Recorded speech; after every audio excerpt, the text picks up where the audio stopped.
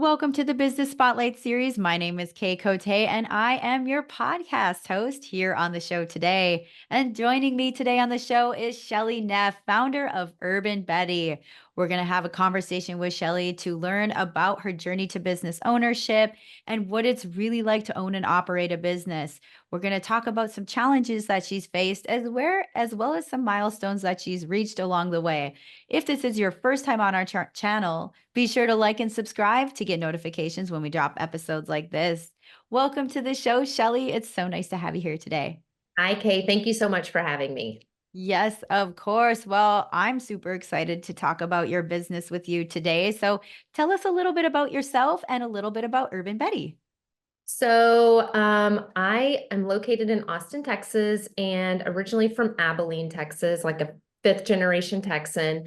And I've been in Austin since 1995. And that is actually when I became licensed to do hair. I did cosmetology in high school, my junior and senior year. And 10 years later, after I guess getting some experience, I thought I would open my own salon. And that's my real name is Betty Michelle, and I go by Chelle, named after grandma. Aw. And hence that's how the name Urban Betty came. And I have been in January, we will have been in business for 20 years. So I am telling you my age right now. um, yeah, it's been a crazy roller coaster ride, but I wouldn't do anything different. Oh my goodness. Well, I'm excited to dive in. I absolutely love hair and makeup and all the things. So this is going to be a really fun conversation. Oh, well, let's take it back. What was that inspiration? Let's dive in a little bit to what inspired you to open your own salon and like was that always something you wanted or was it like you just knew that moment? Kind of what was the story there? I think it was an inner knowing. I always had that gut instinct that this was going to be something I was going to do. I remember, doing my friend's hair in high school and being like, I can't wait. I'm going to do all your friends and I'll do your family haircuts for free. And now I'm like, oh my God, no, I won't. I would just remember saying that. And so I have that inner knowing and that feeling that I was going to do that. And after working at salon after salon after salon, most people in this industry do know that this it's really hard to find a good salon to work at that really values its employees. And after working at several places that I didn't really feel valued at, I thought, well, I'm going to try and do this and I'm going to just make it this place that I would love to work at. Hmm. And I do kind of, there are no regrets, there are no mistakes, but I do know now what I was trying to do was open a salon that did everything differently from everyone else because I didn't necessarily understand why they had to do things a certain way. And then I Hmm. learned along the way, some things were incorrect that they were doing, and maybe some things were correct because you have to run a business that way. And I was the ripe old age of 27 when I opened Urban Betty. So I think that gave me the courage to do it because I was younger and what you have such bold confidence. 2 years, your frontal lobe has developed, everything. And I laugh about that now, 20 years later. But it was just this fundamental knowing gut instinct, but also I wanted to create something different that really valued people. And I feel like 100% confident that I've done that and I've gotten there. But I also, instead of just telling people this is the way we do it, if someone comes in and asks me a question of why do we do it this way, we can actually give them an answer. And that's huge. That's different. Definitely. Well, let's talk about what are those differences that you bring to the table with Urban Betty? So first of all, in our industry, something that it lacks completely is health insurance, group health insurance, to be completely transparent. I remember working at Regis in the mall, which is a huge corporation, and cutting my finger one time and not even being able to go to the hospital because I didn't have insurance, like huge slice, still have a scar from it. And if doing hair, shampooing, cutting, like your fingers are a huge part of that. And had to sleep with my hand up like this the whole night because I didn't have health insurance. I couldn't go to the doctor and I had to be at work the next day and I had to have other people shampoo for me. And that was one thing I thought, when I get to opening my own location, I want people to have benefits. I want people to know that this is a career that has longevity, that they can have benefits, that they can end up retiring here, they can make enough money to survive and have a savings. And most salons cannot offer that to their employees. And it's not because they don't want to, it's because the margins are so thin and it is so hard to compete with 60 booths or suite rentals where people can go and rent their own booth. And I did that myself. I'm not trashing that either. That's a way, but it's a hard, very hard competitive industry. And Mhm. so to be able to offer that to people, to have a career path and benefits is huge. And that's what sets us apart. That is such a cool like story in terms of that you took an experience that was not fun and you turned it into fuel to change the industry. I think that's Yes. what really drives entrepreneurs. So I thank you for sharing that story. And what is like something maybe you've been faced with challenge wise? You know, you mentioned the booth rentals and there's other means of doing hair, and I'm kind of familiar with some of them. But how did you make it possible? And what's a challenge maybe you faced in the process of bringing on healthcare for your employees? Yeah. So when I started my salon in 2005, I wanted to run it like that, where stylists, I had 6 chairs, stylists just came in, they paid me rent. I was doing hair in a corner. Everybody was their own island. Mm-hmm. And what I figured out in that process is really the only way that that model can make money is if you're in a mall somewhere with 60 suites. Mm-hmm. And that's not my dream. I don't want to be a landlord. I want to be a salon owner. I want to have a company. I want to have a culture. And through that, I figured that out. So I brought on my first employee about a year or about 6 months later as my first salon assistant, because I was just killing myself trying to do all the things. Again, you don't know what you don't know. And thank God I didn't know it, because I probably would have never done it. But so I brought her on, found out what it was like to have an employee, couldn't have her be booth rental like after getting on the floor because she had no clientele. So it was then on me to get her a full clientele, start working with her, learning that process. And in that process, I learned, wow, I have someone who actually listens to me when I say, can you clean this up? Or can we be here at this time?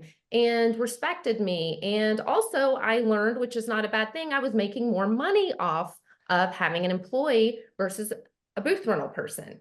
And again, Hmm. if it's someone's preference, it is what it is. But we eventually, after hiring several employees, I became, in essence, a hybrid salon, which was half booth rental, half commission employees. And I got to a point where I was like, I don't want any more booth renters. I want to become an all employee commission model. So we ended up expanding, moving into a different space within the shopping center. I never made anyone leave. The people that were my last remaining, like rental, booth rental employee, not employees, but contractors essentially, ended up opening their own salon. And so I was left with just an all employee based model. And in 2014, I was kind of still like, what am I doing here? I can't figure out how to make money. Hired a consulting firm. And that was huge for me. They taught me how to structure that business because, again, I didn't know anything. I was just kind of spinning at the wheels. And so that was the hardest thing, was switching my entire pay model and taking on employees. But at the end of the day, it was 1,000% worth it. That's incredible. And it sounded like you were at that pivot point as that business owner. And we reach those points from time to time where it's like something's got to give. And you kind Yeah. of like you were at that point, and that is extremely cool, especially that you did it. You know, you Yeah. didn't let it hold you back. You overcame. Yes. And so kind of fast forwarding now you're into this new way of running your business. You're the salon owner. Were there any like bumps along the road within like that initial season of running your salon, or how was that season for you as like going into that model? Huh. It was extremely difficult because I kind of glazed over the fact that we were upstairs where I'd originally started the salon. It was 6 chairs. We'd taken out our waiting area. It was 10 chairs at that point, no waiting room, bursting at the seams. So I was like, let's get this space that's twice the size that had just become available in the same shopping center. And I'm going to upgrade to 16 chairs. Well, half my staff was the quote unquote booth rental. I don't know why I'm quoting that, but the booth rental people were 4 people. And so 2 of them left to open their own salon. They took the other 2, and then they took the assistant that they were training as well. So 5 people. So half my staff left when I had just expanded to twice the size. So thankfully there was a tax credit that year that helped me pay my bills, and as well as I had to borrow money for 2 months from a friend. She was a former roommate of mine, and she gave me money to pay my rent and pay my car bill, and I ended up having to pay her back. So that was the not so glamorous side of expanding. But Mhm. now I can see the universe was answering. Like I had this prayer of like, I want to switch to an all employee based model. How do I do that? Well, sometimes the universe answers you very harshly. Later on, you can see it as a blessing. And that's what happened, because I thought, well, heck, we've just expanded to double the size. I lost half my staff.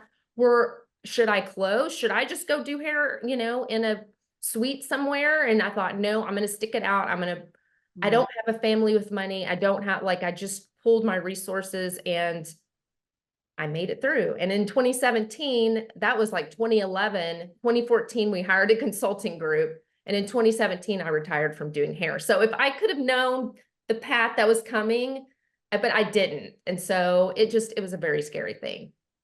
Oh my goodness. Your story resonates with me, and I'm sure a lot of our listeners right now, when you're in those moments, those where you're kind of jumping off the cliff and you're hoping that there's something there to catch you, and you're kind of in that interim of I'm trusting and Yes. going through with this. And it Yes. sounds like, it's worth it at the end. And so you've retired from hair. What did that process look like? How did you know you were ready to retire from hair? How did you get to that point? I was really burned out, because Mm. if you're just doing hair, that's one thing. But if you're doing hair, running a business, all the things, like I can't even, I didn't have a child at the time. I can't even imagine if you had thrown that into the mix. It just was way too much. Mhm. And I am not a person who my health starts to have issues. Like that's how it shows up for me. And so I was having tons of dizzy spells, headaches, and I was like, something's got to give here. And so I just started very slowly giving myself like Tuesdays as an admin day, because I'd been working like 5, 6 days a week. And then it became half day on Friday. And then I started doing every other Saturday, because I worked Saturdays. It's so funny, everybody coming out of beauty school. And I was like, I don't want to work Saturdays. And I'm like, I worked the first 17 years of my career like a grandma. Like I went uphill and downhill in the snow, but I work Saturdays. That's when people want to come in. And so I Yeah. worked every other. I just slowly whittled my schedule down till it was like 2 half days. And then I finally took that leap off the, cliff, when I was like, okay, if my bank account gets to this amount of cushion, I know I can do that and pay myself a salary without having to do hair, which again is another sad, huge thing in our industry. Is most owners, people don't understand this. The only money in the paycheck they get is from doing hair. It is not the business giving them a paycheck. I like people to think they think that, but I guarantee you 90, 95% of the salons out there, that salon is not paying that owner's paycheck. A Mm. lot of them don't even take a paycheck sometimes. They'll just do hair to keep the cash flow going in the business, and they have a spouse supporting them, things like that. So that to me was another part of like, I really made it when I got this business to a point by itself where it could pay me a salary without me having to do hair. Yeah. That is incredible. So what was like your biggest aha moment when bridging that gap? Where did you get that light bulb? And if you want to spill some of those secret Yeah. sauce tips on how to do that. Right. So when I first started this all employee based model, I was just paying everyone 50%, and they could come in whenever they wanted, just as long as they worked 40 hours a week. Well, there was no systems, there was no structure. And Mhm. again, that does not make money at the end of the day. And that was another thing, that was one of the things I was now becoming to understand, is why other owners did things certain ways. So we had to, obviously we hired a consultant group, and they walked us through creating levels. So seniority doesn't necessarily, like if you've been at my salon for 10 years, that doesn't make you the highest paid person on the list. Performance does. So we got Mm. to get you to a certain performance level where you're actually making money for the company. So when you start out, you're at 40% commission and your prices are lower. Every 3 months, you can get a raise, but that's based on your performance. So every month you're going to meet with our leadership team, and they're going to do a personal development meeting. And if you've hit your services, your retention, your retail, things like that, there's like 5 things on there. If you hit those numbers 3 months in a row, you get to jump a level and you get a price increase. So your raises, what you make is totally up to you. It doesn't matter if you've been with us 2, 5, 10 years. It's solely on how are you performing. And that made a huge, huge difference in our salon company because again, it's not fair for someone who is killing it to be making the same as someone who just got off the floor from beauty school. Like I'm sorry, that's not how the world should work. And again, like it just changed. I went and I tell people, ask for help, ask for help, ask for coaches, ask for consultants. Like it's huge. It changed my life. 3 months before hiring a consulting group, which was in 2014, I was like negative $8,000 in my banking account. Like the bank was calling me every day. I couldn't even do direct deposit for paychecks. We didn't have enough money in our banking account.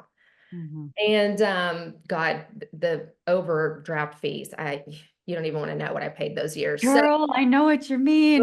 They ate me alive. But 3 months after changing and restructuring our systems, our structures, our performance reviews, all of that. Now, we didn't give anyone a decrease. It was just based on new hires coming on. So we never cut anyone's pay. I would never tell anyone to do that because people are gonna leave.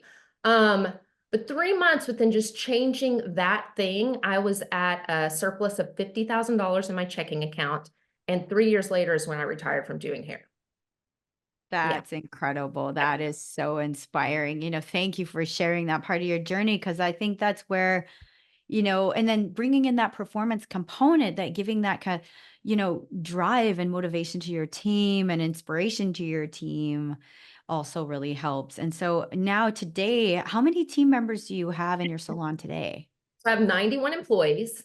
We opened our 3rd location in January. We've been on the Inc. 5,000 list 4 times. And we are set to gross over $6 million this year. Wow. When I started, when I started the first year, we made $170,000 and that was just all me behind the chair. Wow. So it's huge. It's huge. And I'm here to be a testament of this is not normal. This is not average in our industry, but I'm here to break that. And I come from very much, if people tell me that's never happened or you can't do it, I'm like, thank you. Just help me set that goal. Yes, I love that. And now, moving into now you have 3 locations. What do you got planned for like say the next 3 years of business? Right now I have a 3.5-year-old, so he takes a lot of energy. So he's made me slow down. Everyone's like, are you going to do a 4th? And I'm like, I still have PTSD from this last one and breath. Because I did big with this last one. Not big, it's not our biggest location. Our original one is now at 4,000 square feet. This one is 2,800. Okay. But it's in Round Rock, Texas, which is 30 minutes away from Austin. So I got humbled very quickly because I was very much known in the Austin market, had my SEO going, was part of all this networking. And then I was like, oh my God, I've now got to join the chamber. I've now got to work on Round Rock, SEO for that. I've just got to like essentially start over, not 1,000%, not as if I went into another state or anything like that, but I was like, oh crap, I didn't realize how comfortable I was. And so now it's been a lot of just getting us more well-known in a whole other city, getting our name out there, slowly building the business, which it's great. It's happening. But that's just where I'm at right now. I'm kind of living in the moment, being more of a mom. And it is great. I've gotten the business to such a point and a well-oiled machine, which when you do these systems and structures and have that behind your business, you can run each one of them the same way. So I only have to go to that new location that just opened January once or twice a month. Yeah, which is huge for me. And that is to me a testament again of how well it's running. And so I work mostly from home, but I pop in, our South location like once a month, and I go to our 38th, the main hub where we've been for 20 years. I do go there once a week. And so that's just where I'm at. I'm kind of just trying to like chill, but I am, I'm one of those people that will never chill. I've got some other things that are not salon related I'm kind of thinking about, but again, it's where I'm at. Wow, that is so cool. Well, this has been such a fun conversation just talking to you sharing how you've done it, and how you've made it happen. And now I'd like to dive into a fun part of the podcast where we go through a rapid fire question. So it's 4 questions that you answer very top of mind, first thing that comes to mind. Okay. Question number 1, what is a key to success for you? Asking for help. Mm, amen to that. Yes. Uh, question number 2 is, what is a piece of advice you have for other business owners? Um, you'll never get comfortable. That's a good one too. Oh, we're gonna have to get coffee. Yeah, never be comfortable, yeah, exactly. For sure. And question number 3 is, what is a book, podcast, any piece of content you've taken in most recently? So, Aurora James, who she is the founder of Brother Bellies, which is just kind of a very high scale independent fashion brand. I just read her memoir because she came from not having a fashion degree or anything like that, and really has made a hugely successful life for herself. And I just finished that like last week.